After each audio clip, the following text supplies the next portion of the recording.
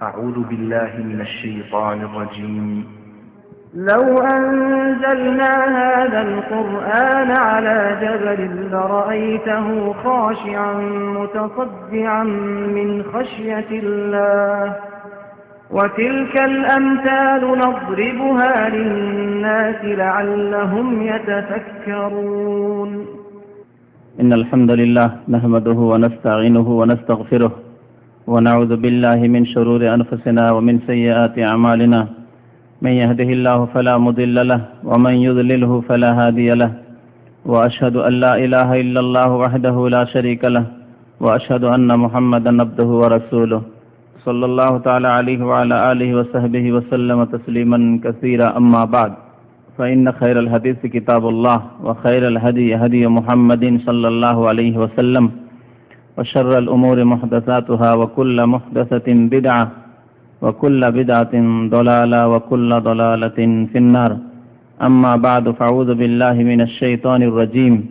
بسم الله الرحمن الرحيم. ألا بذكر الله تطمئن القلوب. সমস্ত প্রশংসা সেই মহান আল্লাহ রব্বুল আলামিনের, যে আল্লাহ আমাদেরকে সৃষ্টি করেছেন এবং আমাদের হিদায়াতের জন্য পবিত্র আল কোরআনুল করিম নাযিল করেছেন। এই কোরআনে করিম নাযিল করেছেন আমাদের প্রিয় নবী মুহাম্মদুর রাসূলুল্লাহ সাল্লাল্লাহু আলাইহি সাল্লামের উপর। তিনি পবিত্র আল কোরআনকে সবচাইতে বেশি পড়েছেন, উপলব্ধি করেছেন এবং সবচাইতে বেশি বাস্তবায়িত করেছেন তিনি সাল্লাল্লাহু আলাইহি ওয়াসাল্লাম। কোরআনে করিম মানুষের হিদায়াতের সঠিক পথ নির্দেশনার জন্য একটি আলো। এই জন্য কোরআনে করিমকে আল্লাহ রাব্বুল আলামিন নূর বলে আখ্যায়িত করেছেন। ওয়া আনজালনা ইলাইকুম নূরাম মুবিনা, আমি সুস্পষ্ট নূর নাযিল করেছি। নূর মানে আলো।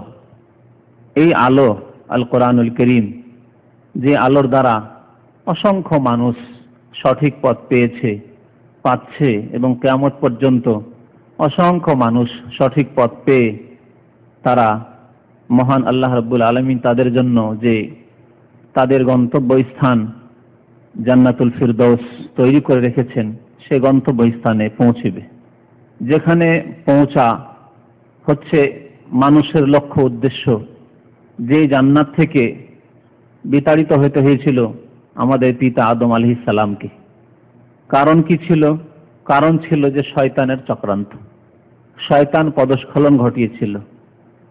শয়তানের বিভ্রান্তি বেড়া জালে ফেসে যাওয়ার কারণে জান্নাত থেকে বহিষ্কৃত হতে হয়েছিল। মানুষের আসল স্থান হচ্ছে জান্নাত। যদি সেখান থেকে সে শয়তানের চক্রান্তে পড়ে অন্য কোনো ভ্রান্ত পথ অবলম্বন না করে।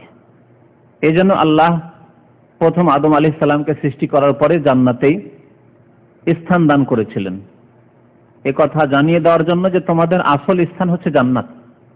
তারপরে তার ভুলের কারণে আল্লাহ জান্নাত থেকে বেরো করে দিলেন, এ কথা জানিয়ে দেওয়ার জন্য যে তোমরা যদি ভুল করো, শুধু আদম আলাইহিস সালাম নন, বরং তার সন্তানদের, ছেলে মেয়েদের মধ্যেকার কিয়ামত পর্যন্ত যে কোনো মানুষ যদি ভুল করে তাহলে জান্নাত থেকে বিতাড়িত হইতে হবে, জান্নাত হাসিল করতে পারবে না।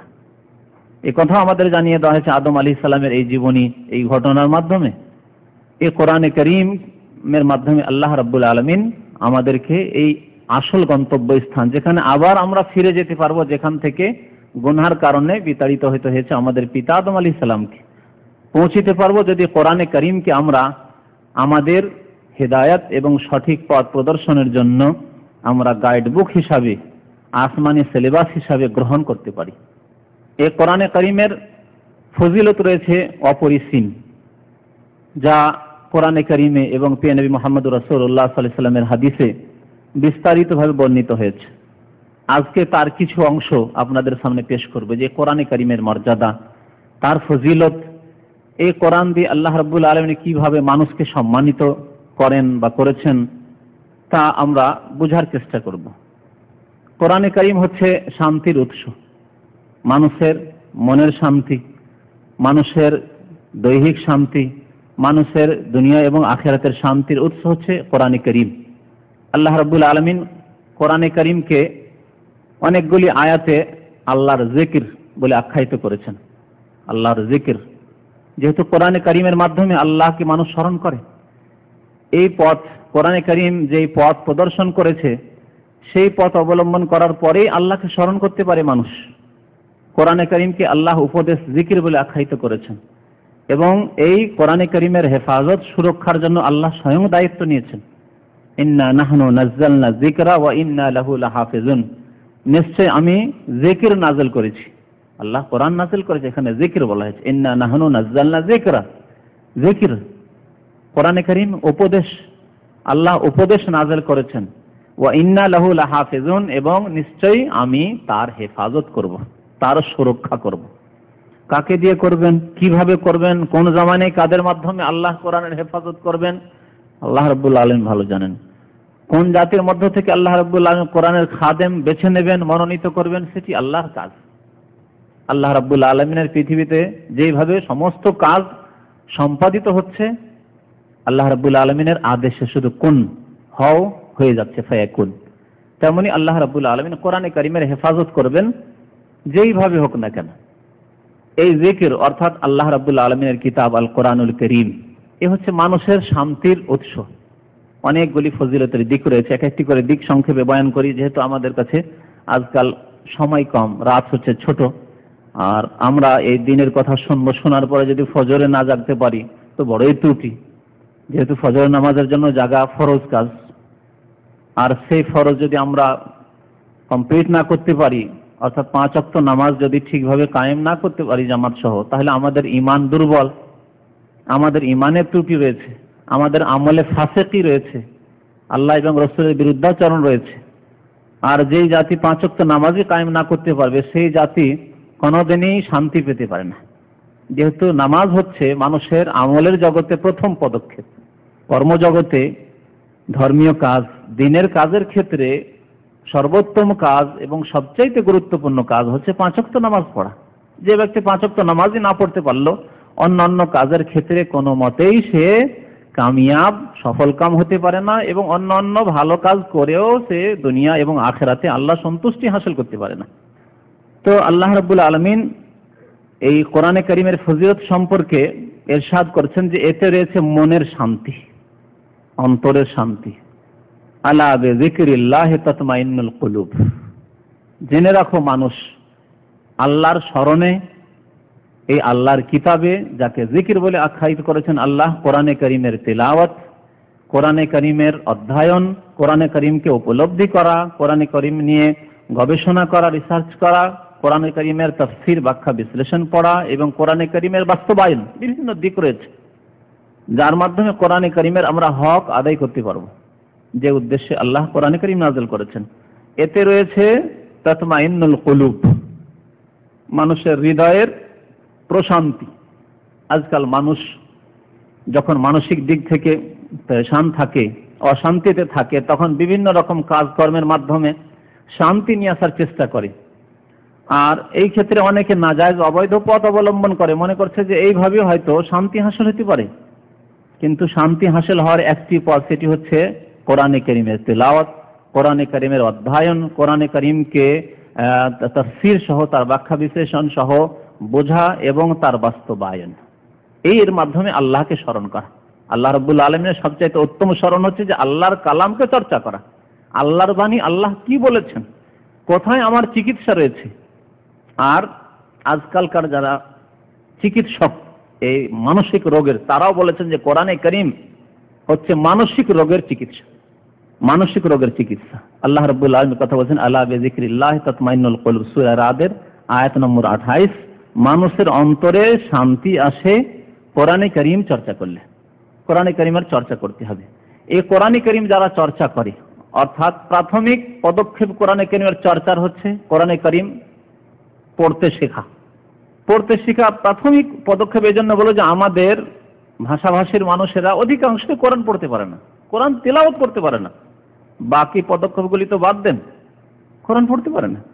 কোরআনের তেলাওয়াত শেখা শুদ্ধ উচ্চারণের সাথে, এবং তারপরে কোরআনে কারীম চর্চা করা, তার অর্থ বোঝা, তাফসীর বোঝা, আল্লাহ কি সম্বোধন করেছেন, আল্লাহর বাণী, এই বাণী মানুষকে সম্বোধন করার জন্য আল্লাহ নাযিল করেছেন।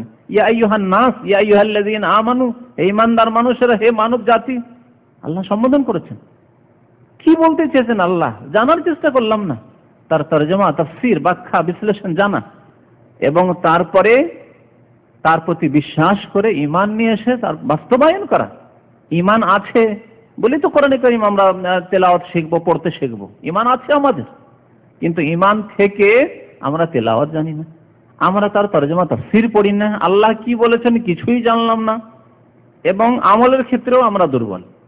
এই কোরআনে কারীম যারা চর্চা করে, যারা পড়ে, পড়ায়, অথবা তার সাথে সাথে যারা কোরআনে কারীমের তরজমা তাফসীর বোঝে এবং তা অধ্যয়ন করে, তাদের জন্য এই কোরআনে কারীম সুপারিশ করবে। প্রিয় নবী মুহাম্মদ রাসূলুল্লাহ সাল্লাল্লাহু আলাইহি ওয়াসাল্লামের একটি হাদিস রয়েছে, সহিহ মুসলিমের হাদিস, ইকরাউল কোরআন, তোমরা কোরআন পাঠ করো, কোরআন পড়ো। ফাইন্নাহু ইয়াতি ইয়াউমাল কিয়ামাতি শাফিআন লিআসহাবিহি, কারণ এই কোরআনে কারীম কিয়ামতের দিনে আসবে তোমাদের সাথে, কোরআনে কারীম আসবে শাফিআন লিআসহাবিহি। কিভাবে আসবে? যে ব্যক্তি কোরআন পাঠ করে, কোরআন তেলাওয়াত করে, কোরআনের চর্চা করে, কোরআনের তরজমা তাফসীর পড়ে এবং আমল করে, তার জন্য সুপারিশকারী হিসাবে। শাফিআন লিআসহাবিহি, কোরআন তেলাওয়াতকারীর জন্য, কোরআন অধ্যয়নকারীর জন্য সুপারিশকারী হিসাবে আসবে। কোরআন আল্লাহর দরবারে সুপারিশ করবে যে হে আল্লাহ, একে জাহান্নামে যেতে দেব না, আল্লাহ তোমার কাছে অনুমতি চাই, তোমার কাছে সুপারিশ করি, এই কোরআন চর্চা করেছে, কোরআন তেলাওয়াত করেছে, কোরআনের উপর আমল করেছে, একে আমি জান্নাতে নিয়ে যাব। কোরআনে কারীম সুপারিশ করবে। কোরআনে কারীম যারা পড়ে এবং যারা পড়ায়, সে তেলাওয়াত করাক, হেফজ করাক, মুখস্থ করুক, অথবা তার সাথে সাথে কোরআনে কারীমের তাফসীর পড়ুক অথবা পড়াক, এক কথায় কোরআনের সাথে যাদের সম্পর্ক, হেফজের দিক দিয়ে হোক, তেলাওয়াতের দিক দিয়ে হোক, তার তরজমা তাফসীর পড়ার দিক দিয়ে হোক, বা পড়ানোর দিক দিয়ে হোক, শিক্ষক হোক বা ছাত্র হোক, এইসব ক্ষেত্রে, এবং তার সাথে সাথে কোরআনের বাস্তবায়ন করে, আমল করে কোরআনের উপর। আল্লাহ যা কোরআনে বলেছেন মানুষকে সম্বোধন করে, মানুষের জন্য বিধিবিধান যে নাযিল করেছেন তার বাস্তবায়ন করে, তাদেরকে আল্লাহ রাব্বুল আলামিন সর্বোত্তম জাতি বলেছেন। সর্বোত্তম জাতি, বিশেষ করে কোরআন যাদের সবসময় চর্চা, কোরআন পড়ে অথবা পড়ায়, কোরআনে তাফসীর পড়ে অথবা পড়ায়। খায়রুকুম মান তাআল্লামাল কোরআন ওয়া আল্লামাহ, সর্বোত্তম খায়রুকুম, তোমাদের মাঝে ওই সব লোকেরা যারা মান তাআল্লামাল কোরআন, কোরআন শেখে অথবা শেখায়, কোরআন শিখে অথবা কোরআনের শিক্ষা দান করে। সহিহ বুখারীর হাদিস। এর চাইতে ভালো জাতি পৃথিবীতে নেই যা কোরআন শিখে এবং শেখায়। এবং বারবার এক কথায় মানে রিপিট করছি না যে কোরআন শিখে এবং শেখার এর অর্থ কি, শুধু তেলাওয়াত না, যেমন এক শ্রেণীর মানুষের এখানে আরো স্মরণ করিয়ে দেওয়ার প্রয়োজন যে আমার দেশে কোরআনে কারীমটাকে শুধু তেলাওয়াতের কিতাব হিসাবে এক শ্রেণীর লোকেরা ধরে নিয়েছে, যে কোরআনে বেশি বেশি তেলাওয়াত করতে পারলেই, বেশি বেশি খতম করলেই কোরআনের হক আদায় হয়ে গেল। না, একটি হক, এটি কোরআনে একটি হক আদায় হলো তেলাওয়াতের ক্ষেত্রে। বাকি কথাগুলি যে বারবার আমি বলেছি, একবারে বেশি বলা হয়েছে, সেগুলি খেয়াল রাখবেন, আর সেগুলিকে খেয়াল রেখে কোরআনের হক আদায় করতে হবে। তাহলে খায়রুকুম, তোমাদের মধ্যে উত্তম ব্যক্তি ওরা যারা কোরআন শেখে অথবা অন্যকে শিক্ষাদান করে। কোরআন যারা তেলাওয়াত করে, যেই বাড়িতে তেলাওয়াত হয়, যেই সমাজে যেই পরিবেশে তেলাওয়াত হয়, যেই কারে যেই গাড়িতে কোরআনের তেলাওয়াত হয়, গান বাজনা শোনে না, গাড়িতে বসলে কোরআন তেলাওয়াত শোনে বা শোনায় লোকদেরকে। বাড়িতে কোরআন তেলাওয়াত হয় সকাল সন্ধ্যা, নিজে তেলাওয়াত করে, ছেলে মেয়েদেরকে তেলাওয়াত করায়, বাড়িতে কোরআনের তেলাওয়াত হয়। যেই বাড়িতে কোরআনে কারীম আল্লাহর কিতাবের তেলাওয়াত হয়, আল্লাহর কিতাব পাঠ হয়, আল্লাহর কিতাবের চর্চা হয়, তরজমা তাফসীর হয়, সেই বাড়িতে শয়তান অবস্থান করতে পারে না। কোরআনে কারীমের বৈশিষ্ট্য হচ্ছে, গুণ হচ্ছে, ফজিলত হচ্ছে যে শয়তানকে বিতাড়িত করে সেই পরিবেশ থেকে, সেই সমাজ থেকে, সেই বাড়ি থেকে, যেই সমাজে, যেই পরিবেশে, যেই বাড়িতে কোরআনে কারীমের তেলাওয়াত হয়। এই ক্ষেত্রে বিশেষভাবে সূরা বাকারার কথা পেয়ে নবী মুহাম্মদ রাসূলুল্লাহ সাল্লাল্লাহু আলাইহি ওয়াসাল্লাম ইরশাদ করেছেন সহিহ মুসলিমের হাদিসে, লা তাজালু বুয়ুতাকুম মাকাবিরা, তোমরা তোমাদের বাড়িগুলিকে কবরস্থানে পরিণত করো না, তোমাদের বাড়িগুলিকে কবরস্থানে পরিণত করো না। এর অর্থ কি? এর অর্থ হচ্ছে যে কবরস্থানে কোরআন তেলাওয়াত করা যায় না, তোমাদের বাড়িগুলিকে কবরের মতো করিও না, যে কবরস্থানে যেমন কোরআন তেলাওয়াত হয় না কখনো বা নিষিদ্ধ, ওই রকম তোমরা বাড়িতেও কোরআন তেলাওয়াত করবে না, এইরকম যাতে না হয়। এই হাদিস আমাদের দেশের এক শ্রেণীর বিদআতপন্থীদের খণ্ডনের জন্য যথেষ্ট এই হাদিসে এই টুকরো। তারা করে কি, কোরআন খানি করে কবরস্থানে গিয়ে। এক শ্রেণীর বিদ্যার্থীরা করে কি, যে বাড়িতে বসে বসে কোরআন খানি করে, আর এই কোরআনের সওয়াবটুকু বকশিয়ে দিল ওই মৃত ব্যক্তিকে, আর ওকে জান্নাতে পাঠায় কোরআনকে বক্সানোর মাধ্যমে। এক শ্রেণীর লোকেরা তো এরকম করে বাড়িতে বসে বসে তেলাওয়াত। আর এক শ্রেণীর লোকেরা তামু টামু নিয়ে, খাবার দাবার নিয়ে, ডাল চাল নিয়ে বসে যায় কবরের কাছে। আছে এরকম একদল, 3 দিন 7 দিন কবরের কাছে বসে আছে তাদের হাফেজরা, মোল্লারা, আর কোরআন তেলাওয়াত করছে, আর কাছে থেকে বক্সাচ্ছে। বাড়ি থেকে কেন, দূর থেকে কেন বক্সাবে? কবরের কাছে বসে বসে কোরআন তেলাওয়াত করে বক্সাচ্ছে, মানে কোরআনের সওয়াব পৌঁছাচ্ছে ওখান থেকে সরাসরি, একবারে ডাইরেক্ট, কোনো মাধ্যমের ভাইয়ার প্রয়োজন নেই। সব বিদআত। কবরস্থান কোরআন তেলাওয়াতের জায়গা নয়। লা তাজআলু বুয়ুতাকুম মাকাবিরা, তোমাদের ঘরগুলিকে কবরে পরিণত করবে না, অর্থাৎ কবরের মতো করবে না যে ঘরেও তেলাওয়াত হয় না, যেমন কবরস্থানে তেলাওয়াত হয় না। বরং তোমরা বেশি বেশি ঘরে তেলাওয়াত করবে, কোরআন পাঠ করবে, কোরআনের চর্চা করবে। ইন্নাশ শায়তানা ইয়ানফিরু মিনাল বাইতিল্লাযী তুকরাউ ফীহি সূরাতুল বাকারাহ, নিশ্চয় শয়তান সেই বাড়ি থেকে পলায়ন করে। ইয়ানফিরু, শয়তান পলায়ন করে, থাকতেই পারে না শয়তান সেই বাড়িতে যেই বাড়িতে সূরা বাকারা নিয়মিত পাঠ করা হয়। সূরা বাকারা নিয়মিত পাঠ করা হয়। আরেকটি কথা মনে, যেখানে আল্লাহর ফেরেশতা, রহমতের ফেরেশতা থাকেন, সেখানে শয়তান থাকতে পারেন। কোরআন তেলাওয়াত হলে আল্লাহর রহমতের অসংখ্য ফেরেশতা হাজির হন। শুধু সূরা বাকারা হোক, অন্য বিশেষ করে সূরা বাকারা ফজিলত রয়েছে, কিন্তু সূরা বাকারা ছাড়াও কোরআন তেলাওয়াত যেই বাড়িতে হয়, সেই বাড়িতে শয়তান স্থান নিতে পারে না, যেহেতু আল্লাহর রহমতের ফেরেশতার স্থান সেখানে। আরো নবী করিম সাল্লাল্লাহু আলাইহি ওয়াসাল্লাম আয়াতুল কুরসি সম্পর্কে বলেছেন, ইযা আওয়াইতা ইলা ফিরাশিকা, যখন তুমি তোমার বিছানায় আসবে ঘুমাবার জন্য, ফাকরা আয়াতুল কুরসি, তখন আয়াতুল কুরসি পড়ে নেবে। আয়াতুল কুরসি আমাদের অধিকাংশ মানুষের মুখস্থ, কিন্তু অনেকে গাফেল, ঘুমাবার সময় দুনিয়ার চিন্তা করতে করতে ঘুমিয়ে গেলাম, ইচ্ছা করে হয়তো ছেড়ে দিয়ে ঘুমান না, কিন্তু অনিচ্ছাকৃত খেয়ালই হলো না যে আয়াতুল কুরসি পড়ে ঘুমাই না। একটু খেয়াল রাখেন যে আমাকে ঘুমাবার পূর্বে আয়াতুল কুরসি পড়ে ঘুমাইতে হবে, সূরা ইখলাস, নাস, ফালাক পড়ে ঘুমাতে হবে। কিছু নিজের ডিউটি, ওয়াজিফা বলা হয় এগুলোকে, ডিউটি। আর এগুলি হচ্ছে কোরআন সুন্নতের ওয়াজিফা, অর্থাৎ হাদিস সম্মত সুন্নত মোতাবেক এগুলি হচ্ছে দোয়া, বা এগুলি হচ্ছে আপনার হেফাজতের পদক্ষেপ, যেগুলি নবী করিম সাল্লাল্লাহু আলাইহি সাল্লাম আমাদেরকে দান করেছেন। ইযা আওয়াইতা ইলা ফিরাশি ফাকরা আয়াতুল কুরসি, তখন সূরা আয়াতুল কুরসি, সূরা বাকারার যে আয়াত রয়েছে, এই আয়াতুল কুরসি পড়ে ঘুমাবে। ফালান ইয়াজালা মাআকা মিনাল্লাহি হাফিজুন ওয়ালা ইয়াকরুবুকা শায়তানুন, এই সূরা বাকারার যে আয়াতুল কুরসি রয়েছে, আয়াতুল কুরসি পড়ে যদি তুমি বিছানায় আসো এবং ঘুমাও, তাহলে কি হবে? লা ইয়াজালু মিনাল্লাহি আলাইকা হাফিজ, সর্বদা তোমার জন্য আল্লাহর পক্ষ থেকে সুরক্ষাকারী নিযুক্ত থাকবে। আল্লাহর পক্ষ থেকে সুরক্ষাকারী, হেফাজতকারী নিযুক্ত থাকবে। তা আল্লাহর পক্ষ থেকে হেফাজতকারী কে নিযুক্ত থাকবে? ফেরেশতা। ফেরেশতা হেফাজত করবে বিপদ আপদ থেকে, শয়তান থেকে, রোগ বালা মুসিবত থেকে।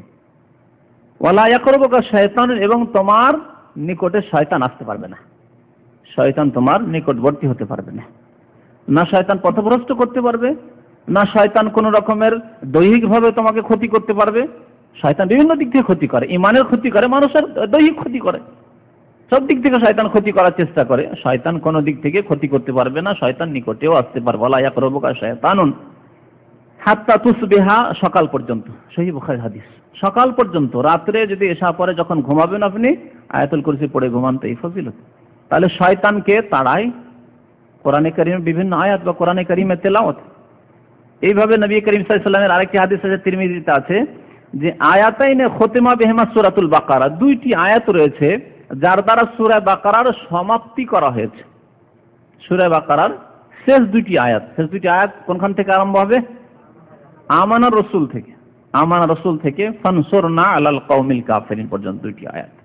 এই দুইটি আয়াত যদি পাঠ করো, ওয়ালা তুকরানা ফি দারিন সালাসা লায়ালিন ফায়াকরুবুহা শায়তানুন, যদি কোনো বাড়িতে পর পর একটানা 3 দিন 3 রাত পাঠ করা হয়, 3 রাতে বা 3 দিন পাঠ করা হয়, তাহলে সেই বাড়িতে শয়তান আসতে পারবে না। 3 রাত যদি পাঠ করা হয় কোনো বাড়িতে, তাহলে শয়তান সে বাড়িতে আসতে পারবে না। কে চান না যে আমার বাড়ি, আমার স্ত্রী, আমার ছেলে মেয়ে শয়তান থেকে বিপদমুক্ত থাক? শয়তান নানা রকম বিপদ নিয়ে আসে বাড়ির ওপর। এমনকি একটি হাদিস আছে নবী করিম সাল্লাল্লাহু আলাইহি ওয়াসাল্লাম, যে শয়তান করে কি, শয়তান বাড়িতে আগুন লাগায়। এই যে মাঝে মাঝে বাড়িতে আগুন লেগে যায়, কারণ বুঝতে পারছেন না, শয়তান আগুন লাগায় বাড়িতে।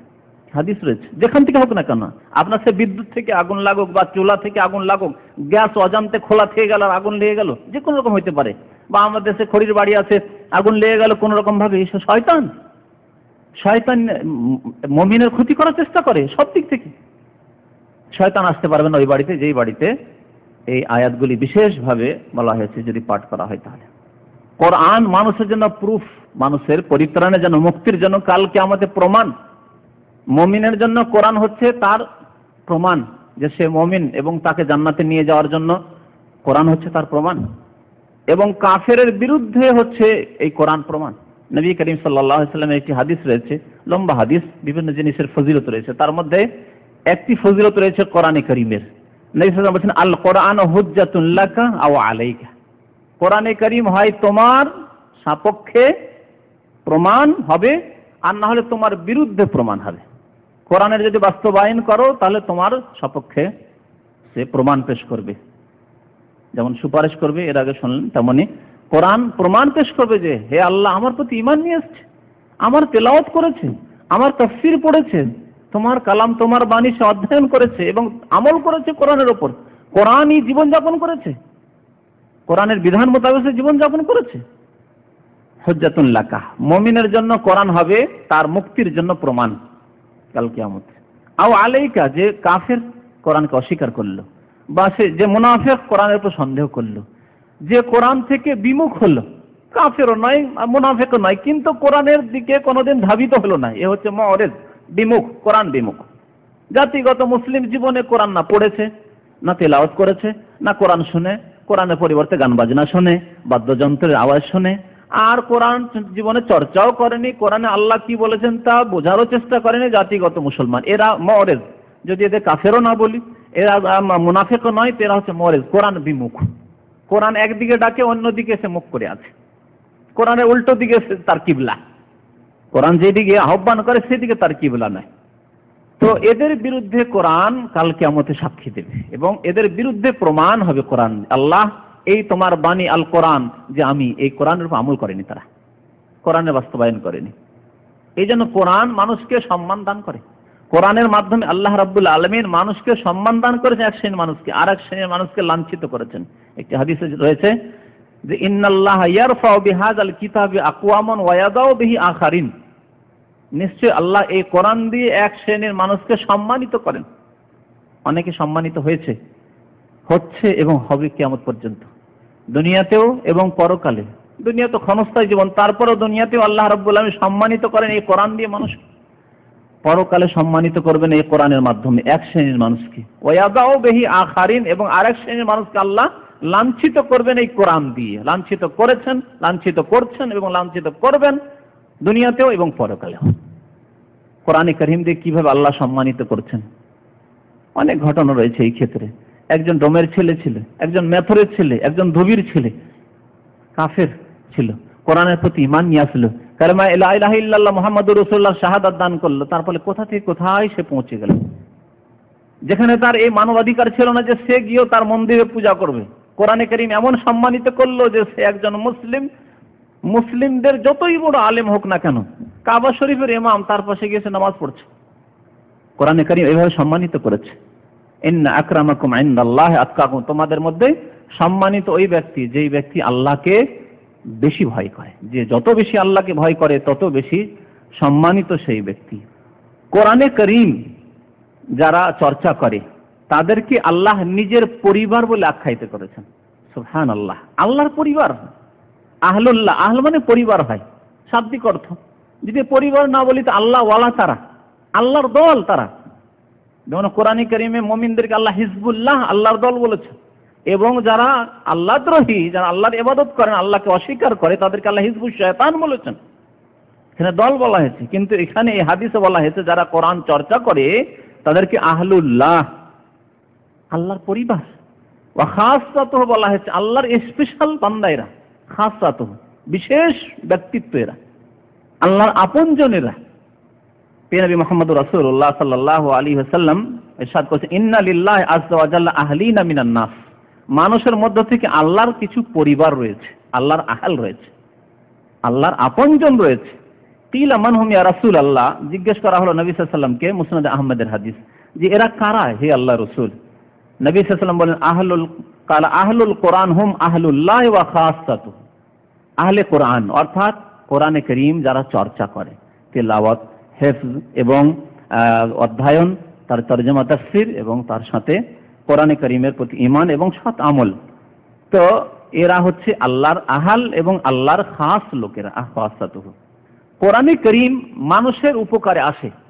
যদি কোরআনে কারীমের উপকারে আসে সার্বিক দিক থেকে, যে যতটা কোরআনে কারীমের বাস্তবায়ন করবে তত বেশি সে উপকৃত হবে কোরআন দিয়ে। এমনকি মুনাফিক পর্যন্ত, মুনাফিক কোরআনে তেমন বিশ্বাস নেই, বিশেষ করে আকীদাগত যারা বিশ্বাসগত মুনাফিক। মুনাফিক আবার দুই প্রকার, আর কতক আছে আমলগত মানে কর্মগত মুনাফিক।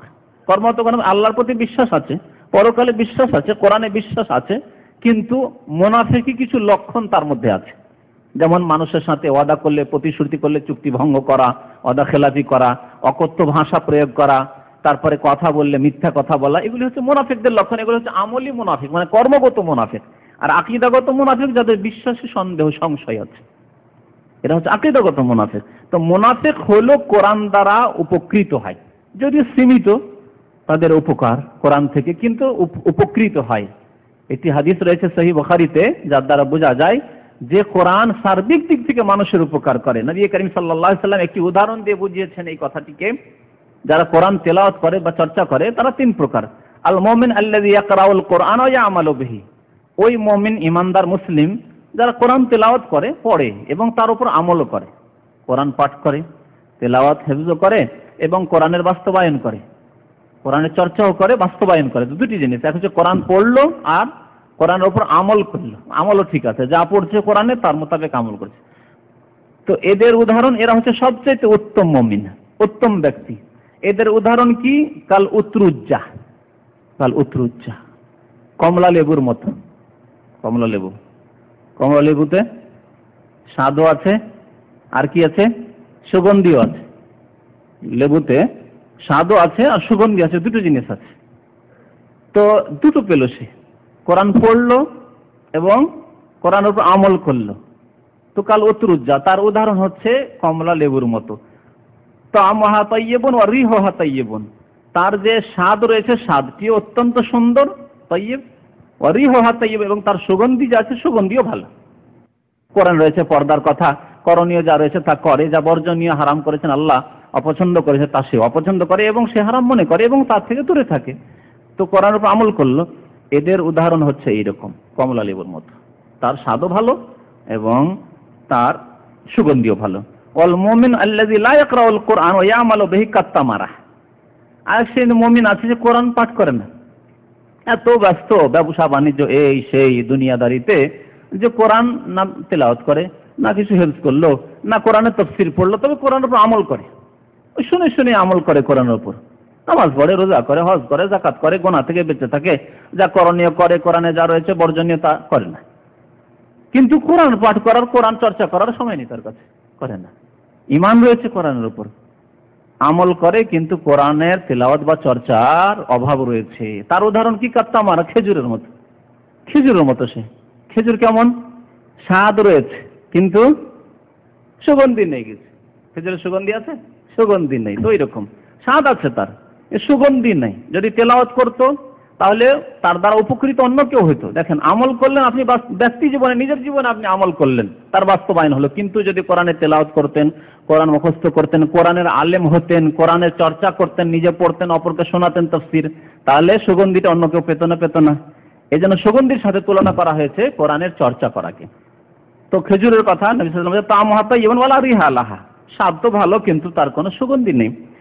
ওয়া মাসালুল মুনাফিক, মুনাফিক জাতিতে মুসলমান কিন্তু নেফাক, কপটতা রয়েছে। আল্লাযী ইয়াকরাউল কোরআন কার রেহানা, কিন্তু কোরআন তেলাওয়াত করে। মুনাফিক কোরআন তেলাওয়াত করে, আমলের অভাব, আমল নেই। ওয়ালা ইয়ামালু বিহি, আমল করে না। মুনাফিক তো তাকে বলা হয়, কোরআন হয়তো দেখাবার জন্য কোরআন চর্চা করে, কোরআনের কথা বলে, কোরআন হয়তো তেলাওয়াত করে, কোরআনে যেখানে তেলাওয়াত হয় তাফসীর হয় সেখানেও হাজির হয়, কিন্তু আমল নেই। নবী সাল্লাল্লাহু আলাইহি ওয়াসাল্লাম বলেছেন এটা মাসালুল মুনাফিক। মুনাফিক এ কেমন? কার রায়হানা, ফুলের মতো। ফুলের গাছ, ফুলের গাছে কোনো ফল দেখেছেন? কিন্তু সুগন্ধি আছে, সুগন্ধি আছে। কার রায়হানা রিহা তাইয়্যিব, তার সুগন্ধি তো সুন্দর। অত আমহা, রায়হানা এক ধরনের বিশেষ করে গাছ আরবদের এলাকায় হতো, সেই গাছে যে ফুল হতো, ফুলের সুগন্ধি বেশ সুন্দর, কিন্তু ওর যে ওই বীজ হতো, বীজ থেকে দুর্গন্ধ না, বীজ মুখে দিলে একেবারে অস্বাদ, তাতে কোনো স্বাদ নেই, তাতে কোনো স্বাদ নেই। তাই নবী সাল্লাল্লাহু আলাইহি ওয়াসাল্লাম বলছেন কার রায়হানা, তো রিহা তাইয়্যিব মুনাফিকের কোরআন তেলাওয়াত কিন্তু আমলে দুর্বলতা। এর উদাহরণ হচ্ছে যে তার সুগন্ধিত বেশ সুন্দর, অত আমহা মুররুন, কিন্তু ওর স্বাদ ভালো না, তিক্ততা তাতে রয়েছে তার বীজে। সহিহ বুখারীর হাদিস। কোরআনে কারীমের আরেকটি ফজিলত হচ্ছে যে কোরআনে কারীম যে পাঠ করে তার জন্য কোরআনে কারীম যথেষ্ট, বিপদ আপদ মুক্ত রাখার জন্য কোরআনে কারীম যথেষ্ট। সহিহ ফজিলত। এই 2 সপ্তাহ আগে আপনাকে অনেক জালিয়াতি ফজিলত শুনিয়েছি, তাই না? ওই যে কি কিতাবটা নিয়ামুল কোরআন, নিয়ামুল কোরআন অনেক জালিয়াতি কথাবার্তা, আর যে নকশা টকশা বিদাতি নকশা ফকশা রয়েছে, ওই সব জালিয়াতি না, যে সহি হাদিস মোতাবেক কোরআনে কারীমের ফজিলত শুনেন। নবী সাল্লাল্লাহু আলাইহি ওয়াসাল্লাম বলেছেন যে কোরআনে কারীম তোমার সমস্যার সমাধানের জন্য যথেষ্ট, যথেষ্ট। কিন্তু তাই বলে কোরআনে কারীমে তাবিজ করবেন যার অনুমতি নেই, নকশা বের করবেন যার অনুমতি নেই, হাতে ঝোলাবেন, বগলে ঝোলাবেন বা কোমরে ঝোলাবেন যার অনুমতি নেই, না, তা চলবে না, তা চলবে না। কোরআন কারীমের তিলাওয়াত, হিফজ এবং তার চর্চা করা, তরজমা তাফসীর পড়া এবং আমল করা, এই হচ্ছে কোরআনে কারীম দ্বারা আপনার উপকৃত হওয়ার উপায়। তো কোরআনে কারীম মানুষের জন্য যথেষ্ট। এই ক্ষেত্রে নবী করিম সাল্লাল্লাহু আলাইহি ওয়াসাল্লাম সূরা বাকারার শেষ 2 আয়াত সম্পর্কে বুখারী ও মুসলিম শরীফের হাদিসে একটি হাদিস রয়েছে, ইরশাদ করছেন নবী সাল্লাল্লাহু আলাইহি ওয়াসাল্লাম, মান কারা আয়াতাইন মিন আখির সূরাতিল বাকারা, যে ফি লাইলাতিন, কোন ব্যক্তি যদি কোন রাতে সূরা বাকারার শেষ 2 আয়াত পাঠ করে, শেষ 2 আয়াত পাঠ করে রাতে, কাফাতাহু, তার জন্য এই 2 আয়াত যথেষ্ট, কাফাতাহু যথেষ্ট। এই যথেষ্ট কথা নবী সাল্লাল্লাহু আলাইহি ওয়াসাল্লাম বলেছেন। এর ব্যাখ্যা করতে গিয়ে মুহাদ্দিসিনগণ যারা হাদিসের বিজ্ঞ তারা বলেছেন 2টি মত। একটি হচ্ছে যে যদি কারো তাহাজ্জুদ পড়ার অভ্যাস থাকে, এই 2টি আয়াত পড়ে ঘুমিয়েছিল, তাহাজ্জুদ পড়ার জন্য আর জাগতে পারেনি, ফজর হয়ে গেল, আজান হয়ে গেল, ফজর নামাজের জন্য চলে গেল, তাহাজ্জুদ পড়ার সময় পেল না, ওই যে 2টি আয়াত পাঠ করেছিল তাহাজ্জুদের সওয়াব পেয়ে গেল, তার জন্য কাফি, মানে যথেষ্ট, তার কাফাতাহু আন কিয়ামিল লাইল, তাহাজ্জুদের নামাজের বিকল্প হয়ে গেল তার। এটা হচ্ছে বিশেষ একটি ব্যাখ্যা। আর আরেকটি ব্যাখ্যা হচ্ছে কাফাতাহু, তার জন্য যথেষ্ট, মিন কুল্লি শাইইন ইউযিহি, এমন কোন জিনিস যা তার জন্য কষ্টদায়ক হয়। রাতে কোন জিনিস যদি সাপ কষ্ট দিতে আসে, বিচ্ছু তাকে কষ্ট দিতে পারে, কোন শত্রু চোর ডাকাত তাকে কষ্ট দিতে পারে, তার কোন শত্রু কষ্ট দিতে পারে, শয়তান কষ্ট দিতে পারে, মানুষ শয়তান, জিন শয়তান কষ্ট দিতে পারে, এই সব জিনিস থেকে হেফাজতের জন্য যথেষ্ট কাফাতাহু। তাহলে কোরআনে কারীম যারা পাঠ করে তাদের হেফাজতের জন্য এই কোরআনে কারীম যথেষ্ট। এই কোরআনে কারীমের তেলাওয়াত আল্লাহর এক বিরাট নিয়ামত, বিরাট নিয়ামত, যে নিয়ামতের জন্য ঈর্ষা করার কথা নবী সাল্লাল্লাহু আলাইহি ওয়াসাল্লাম হাদিসে বলেছেন। এক হচ্ছে হিংসা, হিংসা করা হারাম। হিংসা কাকে বলা হয়? হিংসা বলা হয় যে কোনো কাউকে আল্লাহ কোনো নিয়ামত দান করেছেন, আরে আল্লাহ ওকে কেন দিয়েছে, ওর ধ্বংস হয়ে যেত, আমি পেতাম যদি, এটি হচ্ছে হিংসা, হাসাদ, এটি হারাম। নবী সাল্লাল্লাহু আলাইহি ওয়াসাল্লাম কঠোর শাস্তির কথা বলেছেন হাসাদ, হিংসার ক্ষেত্রে। হিংসা হারাম। একজন ভালো চাকরি বাকরি করছে, যথেষ্ট সুখে রয়েছে, পাকা বাড়ি দিয়ে নিচ্ছে, আর আপনি পাকা বাড়ি করতে পারছেন না, আর রাস্তা রাস্তায় ফিরে বেড়াচ্ছেন, ভালো, হিংসা একেবারে ভর্তি। আমি একই গ্রামের মানুষ, একই সাথে লেখাপড়া করলাম, ও এত উন্নতি করলো আর আমি কিছুই করতে পারলাম না, দিল কেন আল্লাহকে? যেন আল্লাহর এই দানের উপর আপনার অভিযোগ রয়েছে, কেন আল্লাহ দিলে? এই জন্য চরম অপরাধ হিংসা করা, কাবিরা গুনাহ, হিংসা করা হারাম। তবে জায়েজ কোনটি? জায়েজ হচ্ছে যদি আপনি আল্লাহর কাছে আকাঙ্ক্ষা করেন, আল্লাহ তাকে ধন দিয়েছে, তাকে জ্ঞান দিয়েছে, তাকে আল্লাহ অনেক কিছুই দিয়েছে, সে অনেক কাজ করছে, যদি আল্লাহ আমাকেও দিতে তাহলে আমি তার দ্বারা তোমার সন্তুষ্টির কাজ করতাম, কিন্তু তার কাছ থেকে কেড়ে নিয়ে নাই, আল্লাহ তাকে কেন দিলে, আমাকে দিতে ওকে কেন দিলে, এটা হচ্ছে হিংসা, হারাম। কিন্তু তার কাছেও থাক, আল্লাহ তাকে দিয়েছে, ভালো কথা, আল্লাহ আমাকেও যদি সেই রকম দিত তাহলে আমিও এই কাজগুলি, ভালো কাজগুলি করতাম। গিবতা হাদিসে বলা হয়েছে একে, আরবি ভাষা গিবতা মানে ওই রকম আকাঙ্ক্ষা করা, একজন নিয়ামত প্রাপ্ত হয়েছে, তার মতো নিয়ামত পেলে আমিও ভালো কাজ করতাম। তো একে নবী করিম সাল্লাল্লাহু আলাইহি ওয়াসাল্লাম কোরআনের শিক্ষার ক্ষেত্রে এই ঈর্ষা করতে, অন্যের মতো আশা করতে আল্লাহর কাছে, এটিকে ভালো মনে করেছেন এবং জায়েজ বলে আখ্যায়িত করেছেন। তাহলে বোঝা যাচ্ছে যে কোরআনের জ্ঞান হাসিল করা আল্লাহর বড় নিয়ামত, এই জন্য আশা আকাঙ্ক্ষা করা যে আল্লাহ ওকে দিয়েছে, আমাকেও যদি দিতে। নবী করিম সাল্লাল্লাহু আলাইহি ওয়াসাল্লাম এই ক্ষেত্রে বলেছেন, সহিহ বুখারী মুসলিম হাদিস রয়েছে, লা হাসাদা ইল্লা ফি ইসনাতাইন, ঈর্ষা করা, অন্যের মতো আকাঙ্ক্ষা করা জায়েজ নেই। তবে ইল্লা ফি ইসনাতাইনি, দুইটি ক্ষেত্রে জায়েজ রয়েছে, বা পছন্দনীয় নয়, তবে দুইটি ক্ষেত্রে। একটি হচ্ছে যে রাজুলুন আতাহুল্লাহ ইলমান, আল্লাহ একজন মানুষকে দ্বীনের জ্ঞান দিয়েছেন, কোরআনের জ্ঞান দান করেছেন, আর সেই জ্ঞান মোতাবেক সে কোরআন শিখাচ্ছে এবং সে চর্চা করছে, নিজে আমল করছে, চর্চা করছে এবং অন্যকে শেখাচ্ছে, যে শিখেছে সে শেখাচ্ছে।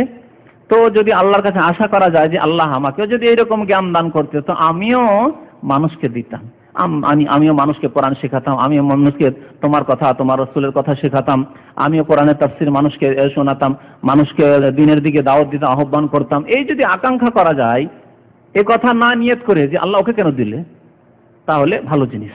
তাহলে বোঝা যাচ্ছে যে কোরআনের এই নিয়ামত বড় নিয়ামত। আর আরেকটি দ্বিতীয় ক্ষেত্র, সেটি হচ্ছে আল্লাহ যদি কাউকে ধন সম্পদ দিয়ে থাকে আর আশা আকাঙ্ক্ষা করে যে আল্লাহ আমাকে ওই রকম দিতে, ওর কাছেও থাক, আল্লাহ তুমি পছন্দ করেছো তাকে দিয়েছো, আল্লাহ আমাকেও দিতে, তাহলে তোমার রাস্তায় আমি ব্যয় করতাম, তোমার রাস্তায় খরচ করতাম, এই উদ্দেশ্যে। তো এই দুই ক্ষেত্রে জায়েজ রয়েছে। বাকি অন্য ক্ষেত্রে যদি আল্লাহ সন্তুষ্টির উদ্দেশ্য না থাকে, আল্লাহ ওকে দিয়েছে আমাকে দিলে আমি পাকা বাড়ি করতাম, আমি একটা গাড়ি কিনতাম, তাহলে এগুলি অপছন্দনীয়। আর যদি হিংসা করা হয় যে আল্লাহ ওকে কেন দিলে এইরকম গাড়ি, আমাকে দিতে, তাহলে হারাম, হাসাদ। কোরআনে করিম যারা চর্চা করে তাদেরকে দুনিয়া এবং আখিরাতে আল্লাহ উঁচু মর্যাদা দান করেন। এই ক্ষেত্রে একটি হাদিস বলেছে, কোরআনে করিমের একটি আয়াত রয়েছে এই ক্ষেত্রে। আল্লাহ রাব্বুল আলামিন ইরশাদ করেছেন যে অমিনাল লাইলি ফাতাহাজ্জাদ বিহি নাফিলাতান লাকা আসা আন ইয়াবআসাকা রাব্বুকা মাকামান মাহমুদা। সূরা বনী ইসরাঈল আয়াত নম্বর 79 তে ইরশাদ করেছেন অমিনাল লাইলি ফাতাহাজ্জাদ বিহি। নবী সাল্লাল্লাহু আলাইহি ওয়াসাল্লামকে আল্লাহ তাহাজ্জুদ পড়তে আদেশ করছেন, এই রাতে নবী তুমি তাহাজ্জুদ পড়ো, নাফিলাতান লাক, যদিও নফল নামাজ, তোমার এতে মর্যাদা বাড়বে। নাফিলাতান লাক, ফরজ পড়ে তো ফরজ থেকে মুক্তি পেয়ে ফরজ আদায় করলেন, আল্লাহ যে ফরজ ডিউটি দিয়েছিলেন, নাফিলাতান লাক, এতে আপনার মর্যাদা বাড়বে, নম্বর বাড়বে। আসা আন ইয়াবআসাকা রাব্বুকা মাকামা মাহমুদা, তো আল্লাহ রাব্বুল আলামিন তোমাকে প্রশংসার স্থানে পৌঁছে দিতেন, মাকামে মাহমুদ, এমন স্থানে আল্লাহ পৌঁছে দেবেন যে স্থান হচ্ছে প্রশংসনীয় স্থান, যেখানে পৌঁছলে মানুষ সবাই প্রশংসা করে। মাকামে মাহমুদের তাফসীর নবী করিম সাল্লাল্লাহু আলাইহি ওয়াসাল্লাম বিশেষভাবে কাল কিয়ামতে নবী সাল্লাল্লাহু আলাইহি ওয়াসাল্লামকে আল্লাহ দান করবেন। যারা তাহাজ্জুদ পড়ে তারা বেশি বেশি তেলাওয়াত করে, বিশেষ করে নবী করিম সাল্লাল্লাহু আলাইহি ওয়াসাল্লাম যে তাহাজ্জুদের সুন্নাত তরিকা দিয়েছেন যে দীর্ঘক্ষণ ধরে তেলাওয়াত করা, এই তাহাজ্জুদের নামাজের মাধ্যমে দীর্ঘক্ষণ ধরে তেলাওয়াত করা, নবী সাল্লাল্লাহু আলাইহি ওয়াসাল্লামকে আল্লাহ কি ফজিলত দান করছেন যে আল্লাহ তোমাকে মাকামে মাহমুদে পৌঁছাবে। মাকামে মাহমুদের কাল কিয়ামতে যে তাফসীর হবে নবী সাল্লাল্লাহু আলাইহি ওয়াসাল্লামের জন্য, সেটি হচ্ছে আল্লাহ এমন এক মর্যাদা দান করবেন যেখানে গিয়ে সিজদায় অবনত হবেন এবং নিজের উম্মতদের জন্য আল্লাহর কাছে সুপারিশ করবেন জান্নাতে নিয়ে যাওয়ার জন্য, জান্নাতে নিয়ে যাওয়ার জন্য সুপারিশ করবেন। এবং এমন একটি মর্যাদা নবী সাল্লাল্লাহু আলাইহি ওয়াসাল্লাম বলেছেন যে এই মাকামে মাহমুদ আমাকে ছাড়া অন্য কাউকে দেওয়া হবে না, একজন বান্দাকে দেওয়া হবে। ওয়া আরজু আন আকুনা হুয়া, আমি আশা করি যে সেই বান্দা আমি যাকে মাকামে মাহমুদ এই প্রশংসনীয় স্থান দান করা হবে। এটি হচ্ছে নবী করিম সাল্লাল্লাহু আলাইহি ওয়াসাল্লাম সম্পর্কে তাফসীর। কিন্তু যারা কোরআনের চর্চা করবে, তাহাজ্জুদ পড়লো, কোরআন তেলাওয়াত করলো, তাদের জন্য আল্লাহ প্রশংসার স্থান রেখেছেন, প্রশংসার মর্যাদা রেখেছেন, এমন মর্যাদা যে মর্যাদার জন্য সবাই প্রশংসা করবে তার দুনিয়াতে এবং আখিরাতে। এমন আল্লাহ ইজ্জত সম্মান দান করবেন যে সবাই প্রশংসা করবে যে মাশাআল্লাহ, দেখো আল্লাহ এই পর্যায়ে ওই লোকটিকে পৌঁছেছেন। আবার কাল কিয়ামতে এমন স্থানে আল্লাহ পৌঁছাবেন জান্নাতে, সবাই প্রশংসা করবে এই লোকটি কত এক উঁচু মর্যাদা হাসিল করছে, ব্যাপারটি কি এরকম, এই মর্যাদা কিভাবে তার হাসিল হলো। তো আল্লাহ রাব্বুল আলামিন কোরআন তিলাওয়াত এবং এই তাহাজ্জুদের ইবাদতের মাধ্যমে আল্লাহ প্রশংসনীয় স্থানে মানুষকে পৌঁছাবেন। কোরআন তেলাওয়াত মানুষকে অন্ধকার থেকে আলোর দিকে নিয়ে যায়। সত্যিকার যদি কোরআন তেলাওয়াত করেন আন্তরিকতার সাথে এবং বুঝে, তাহলে ডেলি যে আপনি দুটি আয়াত, 4টি আয়াত, 10টি আয়াত, এক রুকু, 2-4-10 পেজ বা এক পারায় আপনি বা একটি সূরা তেলাওয়াত করলেন, তাতে যতটুকু আপনি তেলাওয়াত করবেন তরজমা তাফসীর বুঝে, আপনার ঈমান কি তাজা হবে না? অবশ্যই হবে। আল্লাহর কথা সত্য, ওয়াইযা তুলিয়াত আলাইহিম আয়াতুহু যাদাতুহুম ঈমানা, যখন কোরআন তেলাওয়াত করা হয় মুমিনদের উপর, মুমিনদের লক্ষণ হচ্ছে যে তাদের ঈমান বৃদ্ধি পায়। সত্যিকার যখন আল্লাহর আযাবের কথা, আল্লাহর নিয়ামতের কথা, মুমিনদের আল্লাহ সুখময় যে স্থান রেখেছেন তার কথা, কাফেরদের জন্য যে দুনিয়া এবং আখিরাতে আল্লাহ রাব্বুল আলামিন বরবাদি রেখেছেন, পতন রেখেছেন, তার কথা পড়বেন, অনেক ঘটনাবলী পড়বেন, আল্লাহর কুদরতের কথা পড়বেন, ঈমান অবশ্যই সতেজ হবে। তো আল্লাহ রাব্বুল আলামিন মানুষকে এর মাধ্যমে অন্ধকার থেকে আলোর দিকে নিয়ে যাবেন। মানুষের মধ্যে ত্রুটি থাকলে ত্রুটি মুক্ত হবে, তওবা করবে। যখনই পড়বেন আল্লাহর আযাবের কথা, তখনই আপনি ভয় করবেন আল্লাহর আযাবকে। যখন আল্লাহর নিয়ামতের কথা পড়বেন, তখন আল্লাহর নিয়ামতের ধাবিত হবে যে এই নিয়ামত কেমন করে হাসিল করব। যখনই পড়বেন আল্লাহর রহমতের কথা এবং তওবার কথা, যে আল্লাহ তওবা কবুল করেন, তখন তওবা করবেন, উৎসাহিত হবেন, নিজেকে উৎসাহিত করবেন তওবার জন্য। এইভাবে মানুষ অন্ধকার থেকে আলোর দিকে যাবে যদি কোরআন চর্চা করে। এই ক্ষেত্রে কোরআনে কারীমে আল্লাহ রাব্বুল আলামিন সূরা ইব্রাহিমের প্রথম আয়াতে ইরশাদ করেছেন যে কোরআনে কারীম আল্লাহ নাযিল করেছেন লিইখরিজান নাসা মিনাজ যুলুমাতি ইলান নূর, মানুষকে অন্ধকার থেকে আলোর দিকে নিয়ে যাওয়ার জন্য, অন্ধকার থেকে আলোর দিকে নিয়ে যাওয়ার জন্য আল্লাহ কোরআন নাযিল করেছেন। আর কোরআন আমাদের মাঝে রয়েছে, আমাদের বাড়িতে রয়েছে, তারপর অন্ধকারেই যদি পড়ে থাকি, তার মানে কোরআনের চাহিদা, কোরআনের দাবি, কোরআনের যে হক আমরা পূরণ করি না, যার ফলে কোরআন দিয়ে আমরা অন্ধকার থেকে আলোর দিকে যেতে পারছি না। যেই পরিবেশে কোরআন তিলাওয়াত হয় সেখানে আল্লাহর রহমতের ফেরেশতা, অসংখ্য ফেরেশতা উপস্থিত হন। নবী করিম সাল্লাল্লাহু আলাইহি সাল্লামের একটি হাদিস রয়েছে, বড় হাদিস, এবং একটি ঘটনা রয়েছে। ওসাইদ বিন হুযায়র রাদিয়াল্লাহু তাআলা আনহু একদিন রাতে কোরআন তেলাওয়াত করছিলেন, সহিহ বুখারীতে ঘটনাটি রয়েছে। তেলাওয়াত করছেন, সূরা কাহফ তেলাওয়াত করছিলেন। সবাই ঘুমিয়ে গেছে, একাই তেলাওয়াত করছেন। পাশে একটি ঘোড়া বাঁধা ছিল, আর তার একটি ছোট ছেলেও ঘুমিয়েছিল পাশে। যখনই তেলাওয়াত করেন তো ঘোড়াটি নড়াচড়া শুরু করে, কুদতে শুরু করে। অবাক হচ্ছেন, আবার থেমে যাচ্ছেন, তখন ঘোড়া থেমে যাচ্ছে। আবার যখন তেলাওয়াত আরম্ভ করছেন সেই ঘোড়া তখন আবার লাফাতে শুরু করছে। ব্যাপারটি কি? শেষ পর্যন্ত ভয় পেলেন যে এত যদি লাফালাফি করে ঘোড়া, তো হতে পারে যে ঘোড়া তো আর সে বুঝবে না যে ছেলে শুয়ে আছে তাই চড়তে হবে না, যদি বাচ্চার উপর চড়ে নেয় তাহলে তো অসুবিধা। আর সেই যুগে তো এরকম বড় সড়ো ঘর ছিল না, ছোট ছোট কুড়ে ঘর, তাতে সাহাবায়ে কেরাম বাস করতেন। ওসাইদ বিন হুযায়র রাদিয়াল্লাহু তাআলা শেষ পর্যন্ত কোরআন তেলাওয়াত বন্ধ করে দিলেন। সকাল হলো, নবী করিম সাল্লাল্লাহু আলাইহি সাল্লামকে শুনি, ইয়া রাসূলুল্লাহ, রাত্রে এরকম কোরআন তেলাওয়াত করছিলাম, আমরা যখনই কোরআন তেলাওয়াত আরম্ভ করছি তা আমার ঘোড়াও লাফাতে শুরু করছে। বারবার এরকম দেখলাম, শেষ পর্যন্ত ভয় পেয়ে গেলাম যে আমার বাচ্চাটাকে চেপে না দিয়ে পা দিয়ে, যার ফলে আমি কোরআন তেলাওয়াত বন্ধ করে দিলাম। নবী করিম সাল্লাল্লাহু আলাইহি সাল্লাম সেই সময় বলেছিলেন তিলকাল মালাইকাতু কানাত তাসতামিউ লাক, কারণ হচ্ছে এই যে ফেরেশতাদের দল এসেছিল যারা এই কোরআন শুনছিল, তোমার তাসতামিউ লাকা, তোমার কোরআন শুনছিল। ওয়ালাউ কারাতা, যদি তোমার কেরাতকে তুমি কন্টিনিউ রাখতে, সকাল পর্যন্ত কোরআন তেলাওয়াত করতে থাকতে, লা আসবাহতা, তাহলে সকাল হতো, ইয়ারাহান নাস, এবং ফেরেশতাদেরকে দেখতে পেত লোকেরা, ফেরেশতাদেরকে দেখতে পেত। সে হাদিসে রয়েছে যে তিনি বেরিয়ে একবার দেখলেন যে বাইরে, দেখছেন বাইরে মনে হচ্ছে যে যেমন মেঘলা আকাশ থাকে, ওই মেঘের মতো আকাশ চারিদিক থেকে ঘিরে রয়েছে। বুঝতে পারলেন না ব্যাপারটা কি। যাই হোক, এই যে ঘোড়া বুঝতে পেরেছে যে আল্লাহর ফেরেশতা, এই দেখে ভয় পাচ্ছে। হয়তো আমার দেশে দেখা যায় না, বাস আসলে গরুর গাড়ি কেটে না, গরু রাস্তা ছেড়ে একদিকে টান দে, হ্যাঁ, তাই না? তো ফেরেশতাদেরকে দেখে হয়তো ভয় পাচ্ছে বা কিছু, যার ফলে সে লাফালাফি শুরু করে দিচ্ছে। নবী করিম সাল্লাল্লাহু আলাইহি ওয়াসাল্লাম বললেন যে তুমি যদি কোরআন তেলাওয়াত করতেই থাকতে তাহলে সকাল হতো, ইয়ারাহান নাস মা তাস্তাতিরু মিনহুম, স্পষ্টভাবে মানুষরা দেখতে পেত এই আকাশ, যে আকাশে মেঘ ছেয়েছিল, এ ছিল আল্লাহর রহমত, আল্লাহর রহমত ঢেকেছিল এবং আল্লাহর ফেরেশতাদের দল এসে তোমার কোরআন শুনছিল। সহিহ মুসলিমের হাদিস। নবী করিম সাল্লাল্লাহু আলাইহি ওয়াসাল্লাম কোরআনের ফজিলত সম্পর্কে বলেছেন যে কোরআন যারা তেলাওয়াত করে প্রতিটি অক্ষরে অক্ষরে 10 নেকি করে, প্রতিটি অক্ষরে 10 নেকি। তিরমিজির হাদিস, নবী করিম সাল্লাল্লাহু আলাইহি ওয়াসাল্লাম ইরশাদ করেছেন মান কারা হারফান মিন কিতাবিল্লাহি ফালাহু বিহি হাসান, যদি আল্লাহর কিতাবের কেউ একটি অক্ষর পড়ে তাহলে 1 নেকি, 1 নেকি। ওয়াল হাসানাতু বিআশরি আমসালিহা, আর ফর্মুলা হচ্ছে দ্বীনে ইসলামের যে একটি নেকি করলে আল্লাহ কমের পক্ষে 10 নেকি দেন। ওয়াল হাসানাতু বিআশরি আমসালিহা, কোরআনে একটি আয়াত রয়েছে মান জা বিল হাসানাতি ফালাহু আশরু আমসালিহা, আপনি একটি নেকি করলে আল্লাহ 10 গুণ করেন, 10 গুণ।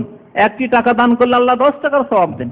একটি অক্ষর পড়লে 10 নেকি হলো। তাহলে নবী করিম সাল্লাল্লাহু আলাইহি ওয়াসাল্লাম বলছেন যে লা আকুলু আলিফ লাম মিম হারফুন, আমি বলছি না যে আলিফ লাম মিম, সূরা বাকারা শুরু করলেন, আপনি আলিফ লাম মিম পড়লেন তাহলে একটি অক্ষর হলো, না না না, 3টি অক্ষর হয়ে গেল।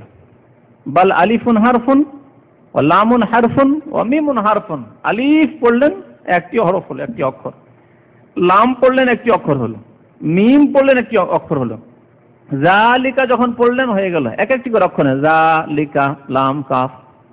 কত সওয়াব! তাহলে একজন মানুষ যে কোরআন তেলাওয়াত করে, কোরআনের তাফসীর পড়ে, কোরআন হেফজ করে, কত অক্ষর পড়তে থাকে দিনে, যার কত স্বভাব রয়েছে। ওয়ালাকিন আলিফুন হারফুন ওয়া লামুন হারফুন ওয়া মিমুন হারফুন। যারা কোরআন তেলাওয়াত করে এবং কোরআন হেফজ যার যত বেশি রয়েছে, কোরআন মুখস্থ রয়েছে, হেফজ রয়েছে, তত বেশি কাল কিয়ামতে জান্নাতে মর্যাদা উঁচু হবে।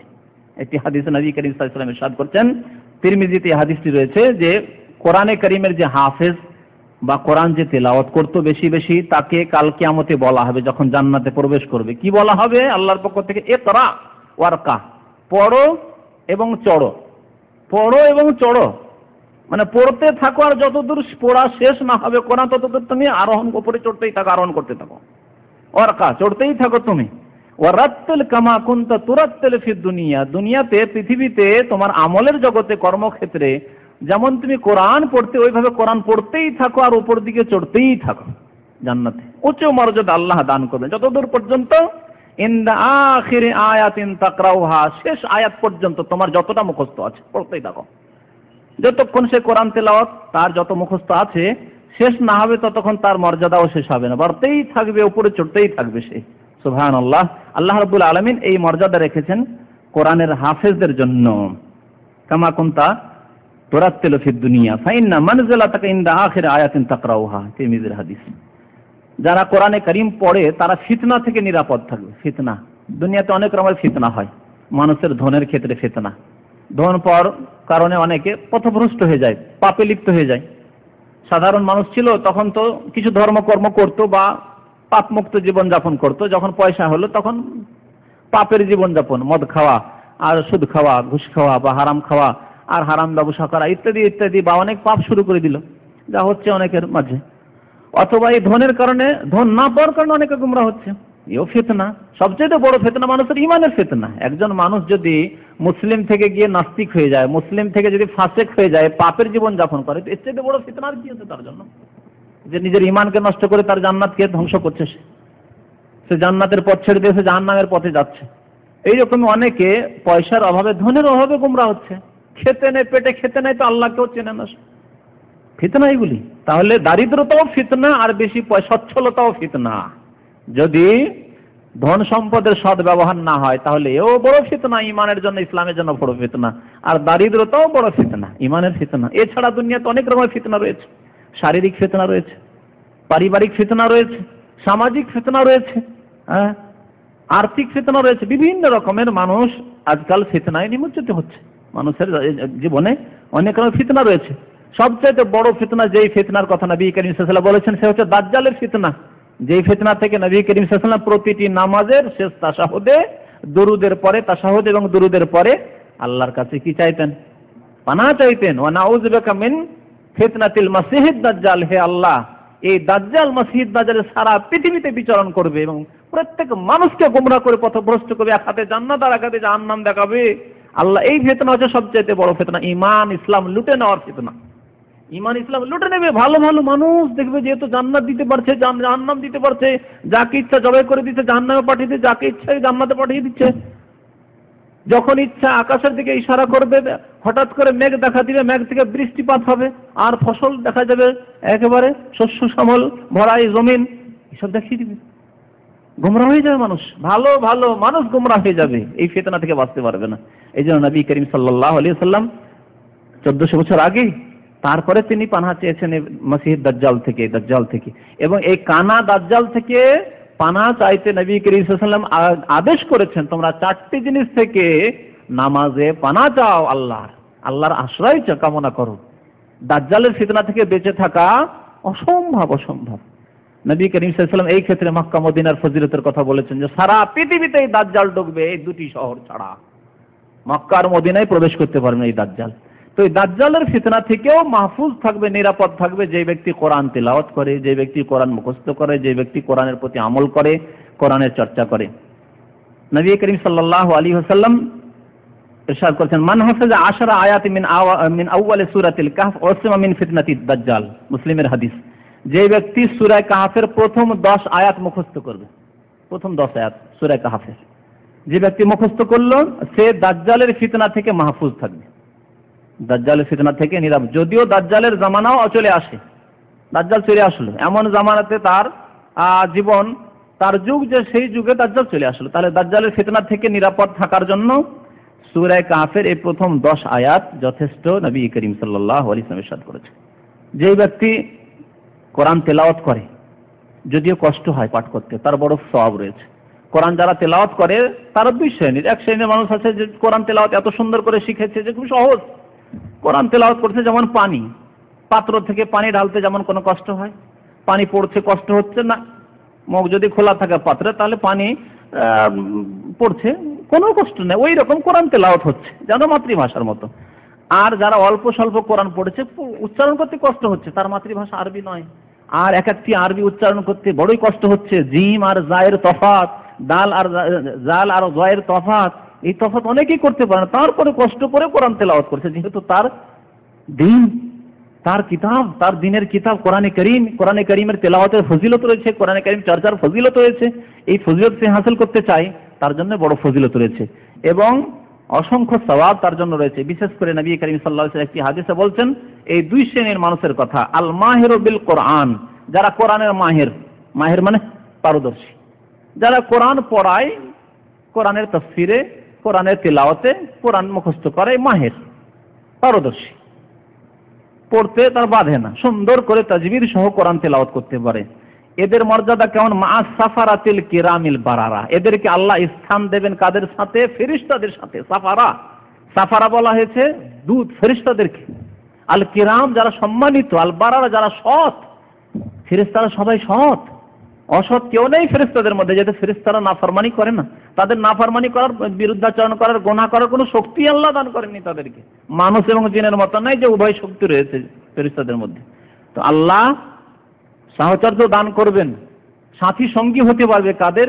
ফেরেশতাদের, যারা সম্মানিত ফেরেশতা, যারা আল্লাহর নেক বান্দা, তাদের সঙ্গী হতে পারবে। আল্লাযী ইয়াকরাউল কোরআন ওয়া ইয়াতাতাআতাউ ফীহি, আর এক শ্রেণীর মানুষরা কোরআন তেলাওয়াত করে কিন্তু পড়তে গিয়ে কষ্ট হয়, বড় কষ্টতে পড়ে, উচ্চারণ ঠিক করে করতে পারে না, তাদেরও ফজিলত রয়েছে, যথাসাধ্য চেষ্টা করেছে, কিন্তু ভাষা এমন যে তার মাতৃভাষা আরবি না হওয়ার কারণে হয়তো সুন্দর কোরআন তেলাওয়াত করতে পারেন না, তারপরেও ফজিলত শুনেন। ওয়া হুয়া আলাইহি শাক্কুন, কোরআন তেলাওয়াত করতে, উচ্চারণ করতে তার জন্য কষ্ট হচ্ছে। লাহু আজরান, তার জন্য দ্বিগুণ সওয়াব রয়েছে, দ্বিগুণ সওয়াব, ডবল। একজন লোক সাধারণভাবে কোরআন তেলাওয়াত করেছে, মাতৃভাষা তার আরবি, মায়ের পেট থেকে পড়েই সে আরবিতে কথা বলেছে, সুতরাং কোরআন তার উচ্চারণ করতে কোনো অসুবিধা নেই। একজন অনারব ব্যক্তি, সে কোরআন শিখেছে, বড় কষ্টই কোরআন পড়ছে, দ্বিগুণ সওয়াব পাবে। ওই মাতৃভাষায় যে কোরআন তেলাওয়াত তার চাইতে ডবল সওয়াব ওই ব্যক্তি পাবে যার মাতৃভাষা কোরআন নাই। সুবহানাল্লাহ। কোরআন আরবি ভাষায়, কিন্তু আল্লাহ রাব্বুল আলামিন ফজিলত কাকে দান করেছেন? যে যত বেশি কষ্ট করে কোরআন শিখবে, যত বেশি কষ্ট করে কোরআন শিখবে, দ্বিগুণ সওয়াব তার জন্য রয়েছে। সহিহ মুসলিমের হাদিস। কোরআন যারা পাঠ করে তাদেরকে আল্লাহ রাব্বুল আলামিন মুক্তি দান করবেন। বিশেষ করে কবরের আযাব থেকে মুক্তি দানের কথা বলা হয়েছে সূরাতুল মুলকের ফজিলতে। হযরত আব্দুল্লাহ বিন মাসউদ রাদিয়াল্লাহু তাআলা বলেছেন, সূরাতুল মুলকে হিয়াল মানিআতু মিন আযাবিল কবর। সূরা মুলক যারা নিয়মিত পাঠ করে তাদের জন্য ফজিলত হচ্ছে যে কবরের আযাব থেকে তাদেরকে এই সূরা মুলক মুক্তি দান করবে। কোনো ভারী কথা নেই, সূরা মুলকে 2টি রুকু পাঠ করলেন, 10 মিনিটও লাগবে না, 5 মিনিট থেকে 7 মিনিটের মধ্যে সূরা মুলক পাঠ হয়ে যাবে। যদি তেলাওয়াত করে শুয়ে যান তাহলে কবরের আযাব থেকে মুক্তি পাওয়া যাবে। এসব ফজিলতের এই অর্থ নয় যে নামাজ রোজা কেউ করবে না আর ফজিলত হাসবে না। যে ব্যক্তি সূরা মুলক নিয়মিত পাঠ করতে পারে রাতে, নিশ্চয়ই 5 ওয়াক্ত নামাজ পড়ে, নিশ্চয়ই সে ফরজ ওয়াজিব আদায় করে, তারপরে এই নফল কাজগুলি করে, তো কবরের আযাব থেকে মুক্তি পাবে। তাবরানীতে এবং হাকিমে হাদিসটি রয়েছে। এছাড়াও আয়াতুল কুরসি, সূরা ফাতিহা এবং সূরা নাস ফালাকের ফজিলতেও বলা হয়েছে যে মানুষের মুক্তি রয়েছে এই কোরআনে কারীমে। কোরআনে কারীমের আরেকটি ফজিলত হচ্ছে যে কোরআনে কারীম যখন তেলাওয়াত করা হয় তখন আল্লাহর পক্ষ থেকে শান্তি নাযিল হয়, রহমতের ফেরেশতারা নেমে আসে এবং আল্লাহর রহমত ঢেকে নেয়, আল্লাহর রহমত ঢেকে নেয়। একটি হাদিস রয়েছে সহিহ মুসলিমের হাদিসে, মাজতামা কওমুন ফি বাইতিন মিন বুয়ুতিল্লাহ, কোন ঘরে যদি কোন সম্প্রদায় একত্রিত হয়, ইয়াতলুনা কিতাবাল্লাহ, এবং তারা আল্লাহর কিতাবকে তিলাওয়াত করে, পাঠ করে, ওয়া ইয়াতাদারাসুনাহু বাইনাহুম, এবং আপোষে এক অপরকে শেখায়, কোরআন শেখায় অথবা কোরআনের তাফসীর শেখায়। সে কোরআন শুধু কোরআন তেলাওয়াতের মজলিস হোক, অথবা মানে কোরআন শেখাচ্ছে, শিখছে, কেউ শেখাচ্ছে, অথবা কোরআনের তাফসীর হোক, ওয়াজ মাহফিল হোক, দিনের আলোচনা হোক, তাহলে 3টি ফজিলত, বরং 4টি ফজিলত নবী করিম সাল্লাল্লাহু আলাইহি ওয়াসাল্লাম এখানে বলেছেন। ইল্লা নাযালাত আলাইহিমুস সাকিনা, আল্লাহর পক্ষ থেকে প্রশান্তি নাযিল হয়। ওয়া হাফাতহুমুল মালায়েকা, আল্লাহর রহমতের ফেরেশতা তাদেরকে ঢেকে নেয়, ঘিরে নেয় চারিদিক থেকে। আর কি? ওয়া গাশিয়াতহুমুর রাহমা, আল্লাহর রহমত তাদেরকে ঢেকে নেয়। ওয়া যাকারাহুমুল্লাহু ফীমান ইনদাহু, 4 নম্বর ফজিলত হচ্ছে যে আল্লাহর নিকটে যে সব ফেরেশতা রয়েছেন, মানে আল্লাহর একবার মুকাররাবিন ফেরেশতা, অনেক ফেরেশতা রয়েছেন যারা আল্লাহর নিকটে ডিউটিতে রয়েছেন, 7 আকাশের ওপর আরশ কুরসির কাছাকাছি যারা ডিউটিতে রয়েছেন। যাকারাহুমুল্লাহু ফীমান ইনদাহু, ওই সব ফেরেশতাদের সামনে আল্লাহ আলোচনা করেন ওই বান্দাদের কথা যারা কোরআন তেলাওয়াত করে, অথবা কোরআন তেলাওয়াত করাচ্ছে, পড়াচ্ছে, কোরআনের তাফসীর করছে অথবা করাচ্ছে, শুনছে বা শোনাচ্ছে। তো এদের সম্পর্কে আল্লাহ আলোচনা করেন সেই আরশ এবং কুরসির আশেপাশে যে ফেরেশতারা রয়েছেন সেই ফেরেশতাদের মাঝে, যে দেখো মারাদা হাওলা, এদের উদ্দেশ্য কি বলো দেখি। এরা যে এই যে রাত্রে বসে আছে কোরআন তেলাওয়াত করছে, কেউ শেখাচ্ছে, কেউ শিখছে, কেউ শুনছে, কেউ শোনাচ্ছে, এদের উদ্দেশ্য কি? ফেরেশতা, হে আল্লাহ, এদের উদ্দেশ্য তোমার সন্তুষ্টি। আল্লাহ সাক্ষী করে বলেন যে তোমাদেরকে সাক্ষী করছি, এদেরকে আমি মাফ করে দিলাম। বলুন আলহামদুলিল্লাহ।